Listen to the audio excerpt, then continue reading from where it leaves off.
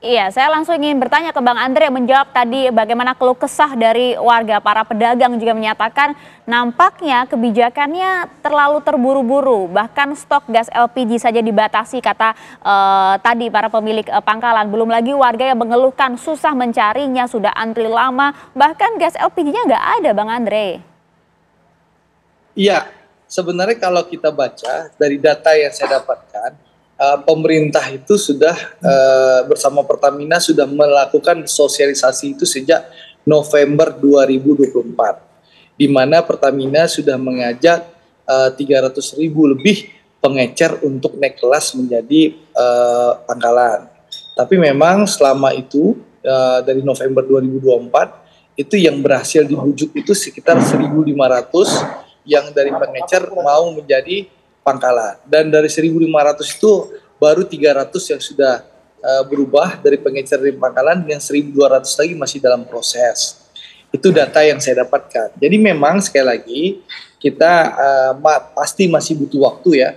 Pertama, memastikan masyarakat paham bahwa mencari LPG 3 kilo memang harus di pangkalan sekarang, dan setiap desa itu kan biasanya satu pangkalan satu desa. Ya, jadi masyarakat memang butuh effort yang lebih besar. Seharusnya keluar rumah 10 meter atau 20 meter ada warung, dia bisa beli. Sekarang mungkin dia bisa jalan sekitar 100 sampai 500 meter. Itu effortnya. Dan kedua juga masih banyak masyarakat yang belum tahu di mana pangkalan yang ada di desanya. Bang Andre. Yang ketiga tadi yang sampaikan Pak Somad soal kelangkaan ya.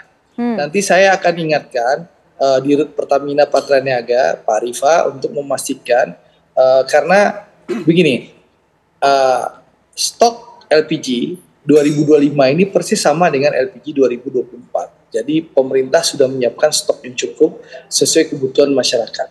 Jadi kalau ada kelangkaan, berarti ada masalah distribusi. Nanti setelah dialog saya akan telepon, tadi titiknya di Cipinang, nanti saya akan minta Dirut Pertamina Patraniaga memastikan distribusinya betul-betul sampai ke masyarakat. Seperti itu.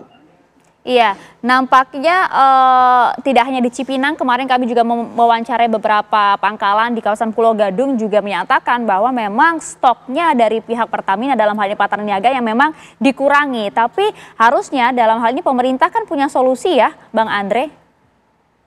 Ya, seharusnya tentu pemerintah punya, biasanya dapat laporan dari pemerintah daerah kalau memang ada kelangkaan, ada kekurangan stok, Pertamina selalu melakukan operasi pasar yang dilakukan di pangkalan. Itu sering saya lakukan. Jadi kalau saya di Sumatera Barat, Maria, kalau mendapatkan laporan dari masyarakat bahwa misalnya di Kota Bukit Tinggi, Kota Padang Panjang, Kota Padang itu ada kelangkaan, saya koordinasi dengan pemerintah daerah, dengan wali kota dan bupati, saya tanyakan, laporannya memang ada kelangkaan, saya minta Pertamina melakukan operasi pasar didampingi oleh pemerintah daerah. Baik Bang Andre, sudah kami tangkap. Baik, di studio Bang Andre ini juga sudah kehadiran nih teman satu komisi Bang Andre di sini ya. Sudah ada Mas Ismail selaku anggota Komisi 6 DPR fraksi PKS. Ya. Kalau tadi Bang Andre sampaikan ini memang sudah kebijakan yang tepat, masyarakat yang harus sabar saja karena ini masih masa transisi. PKS punya suara lain? Saya ingin menyampaikan bahwa tentu dari aspek niat pemerintah ini niatnya sudah sangat baik. Yang ingin dilakukan oleh pemerintah bagaimana ada harga eceran tidak melebihi dari HET yang pertama. Yang kedua ada stabilitas pasokan.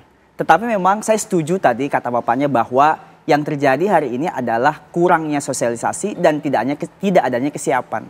Saya menemukan banyak keluhan Mbak di bawah. Ada masyarakat menyampaikan ke kami tadinya dengan beli di warung harga 22.000, 23.000, sekarang harus tambah pakai ojek 20.000. Akhirnya jauh lebih mahal katanya. Memang kalau kebijakan ini mau dilaksanakan, tentu kami setuju kalau kesiapannya sudah sangat baik. Tapi secara prinsip bahwa ini niat yang baik dari pemerintah, kita harus dukung, tetapi perlu kesiapan dan perlu masih banyak evaluasi. Saat ini nggak siapnya seperti apa? Menurut saya kesiapannya pertama sosialisasinya minim. Yang kedua, pangkalan dan pengecer ini, jumlah pangkalan dibanding pengecer kan seharusnya ada di warung-warung terdekat dari masyarakat. Tapi nyatanya hari ini, pengecer yang tadinya boleh jualan, toh mereka cuma dapat untung 2.000 perak, 3.000 perak. Mereka nggak kaya juga dari jualan 2.000 perak, 3.000 perak. Tetapi sekali lagi bahwa kita dukung pemerintah dengan niatan baik ini, hanya saja butuh evaluasi, butuh kesiapan, sehingga semuanya betul-betul clear. Masyarakat tidak lagi dirugikan, tidak ada lagi antrian, tidak ada lagi pasokan yang terbatas. Iya, itu dia Pak Ali. Artinya masyarakat saat ini sebenarnya sepakat juga bahwa kebijakan ini memang untuk rakyat. Tapi tadi Anda sampaikan bahwa nggak bisa langsung dilakukan begitu saja tanpa ada sosialisasi yang panjang. Selama diberlakukannya sejak 1 Februari kemarin, apa sih suara-suara dari para pedagang di lapangan? Yang pertama, mereka sudah kesulitan mendapatkan gas LPG 3 kg. Dan ini kalau dibiarkan, pemerintah tidak memperhatikan, pedagang kaki lima itu, Mbak Maria, 2 hari tidak jualan, itu udah nggak bisa ngasih makan ke keluarganya. Ada anggota Anda yang kemudian kesulitan berjualan sejak diberlakukan kebijakan ini? Ada kesulitan berjualan karena tidak ada gas, begitu ya. Termasuk soto Lamongan, pecel lele, bahkan teman-teman warung Tegal, seluruh Jabodetabek sudah teriak begitu. Itu satu. Yang kedua, Pak Ismail, saya dukung. Ya, Presiden Prabowo menegakkan subsidi tepat sasaran. Rakyat mendapatkan harga LPG sesuai dengan HET.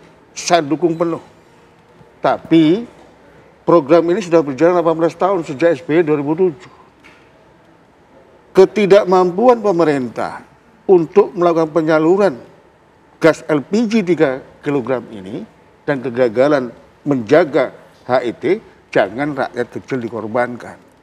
Saya hanya khawatir puluhan juta pedagang kaki lima, baik yang di jalan, kemudian yang di warung-warung kelontong, warung-warung kecil ini, dalam waktu 1-2 minggu ke depan sulit mendapatkan gas LPG 3 melon. Yang terjadi adalah, ya mohon maaf, ini akan menimbulkan gejolak sosial begitu. Tapi yang kita minta kepada Presiden, tolong dievaluasi secara komprehensif. Ini ada anggota DPR, ya. Niatnya kan baik untuk UMKM naik level, naik kelas gitu. Begini, kemudian Mbak, juga agar subsidi tepat sasaran loh Pak Ali. menjadi pangkalan itu bukan hal yang mudah, butuh modal besar.